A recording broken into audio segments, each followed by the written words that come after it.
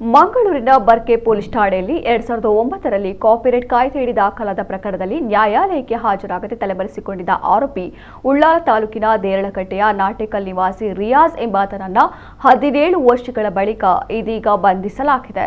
Barke police ಠಾಣಾ ಅಧಿಕಾರಿ ಮತ್ತು ಸಿಬ್ಬಂದಿ ಕಾರ್ಯಾಚರಣೆ ನಡೆಸಿ ಆರೋಪಿಯನ್ನ ಮಾರ್ಚ್ 24ರಂದು ಪತ್ತೆ ಹಚ್ಚಿ ದಸ್ತಗಿರಿ ಮಾಡಿದ್ದಾರೆ. ನ್ಯಾಯಾಲಯವು 2016ರಲ್ಲಿ ಈ ಪ್ರಕರಣವನ್ನ ಎಲ್ಪಿಸಿ ಅಂದರೆ ಲಾಂಗ್ ಪೆಂಡಿಂಗ್ ಕೇಸ್ ಆಗಿ ಪರಿವರ್ತಿಸಿತ್ತು. ಆರೋಪಿಯನ್ನ ನ್ಯಾಯಾಲಯದ ಮುಂದೆ ಹಾಜರುಪಡಿಸಿದ್ದು ನ್ಯಾಯಾಲಯವು ನ್ಯಾಯಾಂಗ ಬಂಧನ ವಿಧಿಸಿದೆ.